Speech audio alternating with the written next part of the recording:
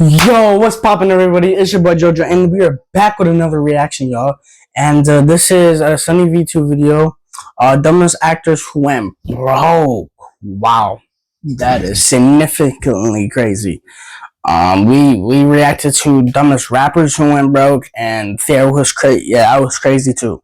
Now we're reacting to dumbest rappers. If you guys want to see more Sunny V2, drop it down in the comments below. But I love you guys so much. Thank you guys for watching, and let's get it. Let's go. 3, 2, 1, let go. Depp was spending $360 grand a year on wine bottles, while Nicolas Cage's bankruptcy included 9 Rolls-Royces and his own private island. However, there are a few actor bankruptcies stranger than Kim Basinger's, who thought it was smart to pay $20 million for an entire country town. Braselton, Georgia had only 2 shops and 500 local residents, one of which describing the town by stating, "Breading chicken is about the most exciting thing we do around here," which made the reason for Kim's purchase even more stupid. She planned on turning the town into a Hollywood tourist attraction by building a major film and recording studio with the added bonus of a theme park, homes and shopping centers at a time when Braselton's economic conditions were so atrocious. Another local resident stated, "If we talk about the economy, everybody gets depressed." Given the real Hollywood was on the other side of the country, it's no surprise that the project failed, forcing Kim to resell the town for $4.3 million, locking in a $15.7 million loss and the alienation of her entire family, who'd also— Let me pause this. Yeah, now that's a significant loss. That is wild that you lost that much money. Crazy. Bought into the project. The stress from the town's failure then caused Kim to pull out of a movie she was starring in, prompting the producers to successfully sue her for $8.9 million, which Kim couldn't pay. You had to declare bankruptcy. You made everything and then lost everything. Lost everything.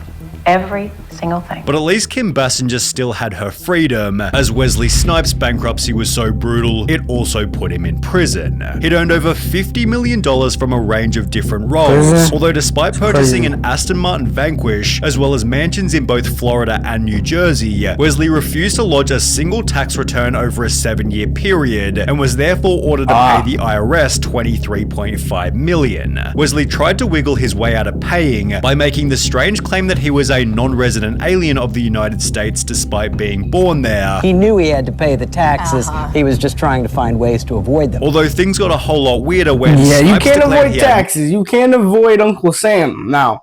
Can't avoid Uncle Sam now. They're coming for you, bud. You can't avoid them. Unfortunately, you can't avoid paying taxes. And honestly, I'm 17 years old, and when I get a job, then 18, I'm gonna have to pay taxes too.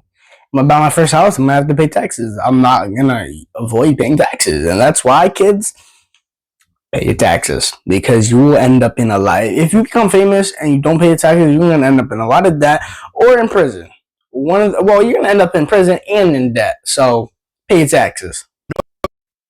Taxable US income, making the IRS Form 1040 absolutely the wrong form for me to file. He also claimed taxes withheld were stolen funds, whilst adding the IRS deceives people to terrorize, enslave, rape, or pillage taxpayers. Although confronting the IRS was a very stupid strategy, as Wesley was immediately charged with 6 counts of willfully failing to file federal income tax returns, for which he was given a federal prison sentence. Wesley Snipes gets 3 years behind bars. In 2018, 5 years after being released from prison, Wesley Snipes still hadn't paid $1 toward his tax bill and would try to settle the $23.5 million debt by instead offering the IRS $842,000, which they understandably rejected. Wesley then tried arguing economic hardship, but the court said no to that too, instead dropping his tax bill to $9.5 million, which it seems he hasn't paid either. Avoiding a tax bill for 15 years might almost make him a genius. However, when Heidi Montag blew through $10 million, there was zero intelligence. Okay, I know who Wesley Snipes is. I think I've seen him in a couple of movies, but is it bad that I don't know most of these actors?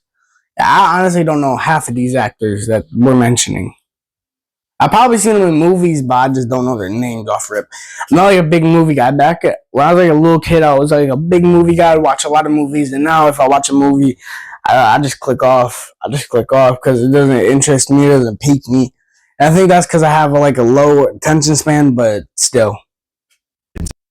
anywhere. Reality television was the source of her wealth, appearing in The Hills, Big Brother, and I'm a Celebrity, Get Me Outta Here. Although when these types of shows completely disappeared, Heidi instead began recording music, spending $2 million on her very first album. Nice. She'd state, "I put every dollar I have into this. I've spent over $1 million, almost $2 million on this album. It's cost as much or more than a Britney Spears album because I wanted it to be that quality. The songs will make an impact in pop history. It sold only 1,000 copies. In case losing $2 million on a worthless album..." Yeah, I'm sorry, my girl, but I don't think it made any that into the hip hop history, bruh. I'm not gonna lie, I don't think it made anything in the hip hop history because I've never heard of it. And I listen to a lot of music, bro, like a lot of music, and I'm always looking for new music to listen to, so I don't think it made that. Wasn't bad enough. She'd talk about her daily life by stating, "Every time we'd go out to eat, we'd order $4,000 bottles of wine. Heidi was going to the mall and dropping $20,000 to $30,000 a day. We thought we were Gen Z and Beyonce. Heidi's outrageous spending was justified because we heard that the planet was going to end in 2012. We thought we have to spend this money before the asteroid hits, although the peak of her stupidity was still yet to come. With the money running low, Heidi faked a divorce with her husband, who explained the split was designed to create fresh interest in his wife for a potential British TV project. Divorcing was the only way to keep Heidi's career going, although this failed to do anything. Heidi Montag had to lose every penny before finally learning her lesson. We live too in the moment. People say live in the moment. Well, we did. You know, we didn't really think about our futures. All of which could have easily been learned by researching Nicolas Cage. Nah, this is my boy. I've been waiting. This is my boy Nicolas Cage, bro. This is my boy, but hold on. With Anthony Constantine. I hate these ads. Anthony is my boy. No one cares. No one cares. Nicolas Cage.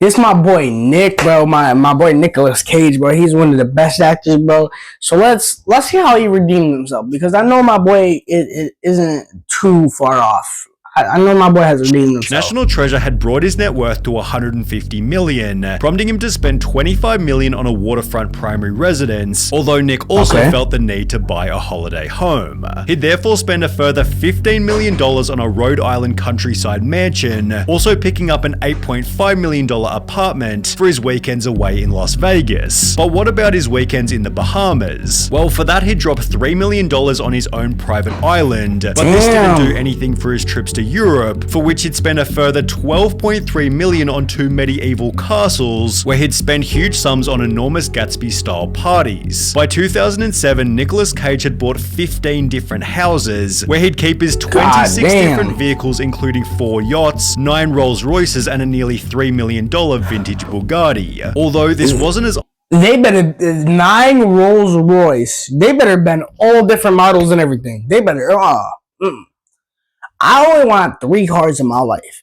That is going to be my SRT Durango, so an SRT Durango, a Chrysler 300, and a Porsche 911.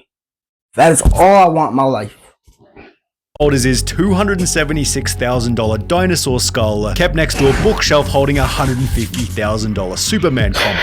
Throughout the houses lived a $150,000 pet octopus, an $80,000 two-headed snake, and a pair of albino king cobras that set him back $150,000. Hold on. I have to see what the noise is, so I'll be right back.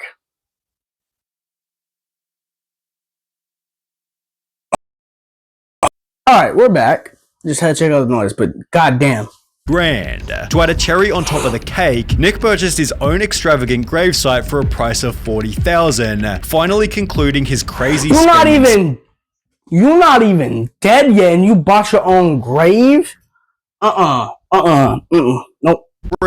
Just months before the global financial crisis. The real estate market crashed, and I couldn't get out in time. At around the same time, he began receiving fewer high-paying roles, and with 6 different loans on his Bel Air mansion, plus mortgages on every other property, Nicolas Cage was headed toward bankruptcy. By 2009, he owed a further $6.2 million in unpaid taxes, forcing him to sell almost everything, most of which at a loss. His $15 million Rhode Island mansion resold for $9.5 million, while his $276,000 dinosaur skull was taken by the government after they discovered it was originally stolen. When the Mongolian government said that they needed it back, I gave it to them, but I never got my money back. Nick launched a $20 million lawsuit against his former manager, stating, Cage discovered that he is now forced to sell major assets and investments at a significant loss and is faced with huge tax liabilities, although his manager clapped back by claiming he advised Cage against buying a Gulfstream jet, against buying and owning a flotilla of yachts, against buying and owning a squadron of Rolls Royces, and against buying millions of dollars in jewelry and art. The lawsuit was eventually dismissed as ridiculous, forcing Nick to take on low-quality acting roles purely to avoid bankruptcy. It may not have been blue chip, but it would still work. When asked how much has money driven your work choices, Nick stated there are times when it's more of a factor than not, before adding, I had this pride thing where I wanted to work my way through anything, which Nicolas Cage has since done quite successfully, unlike Randy Quaid, who gave up Hollywood to chase... I don't want to make this video too long because this is 11 minutes and this video is 10 minutes long already. So I love you guys so much. If you guys want a part 2 of this, let me know down in the comments below. But I love you guys so much. Peace out. Bye, guys. I'm not doing the whole bye thing because I think it's annoying. So bye, guys. Love y'all so much. Thank you guys for watching. Subscribe and like and comment.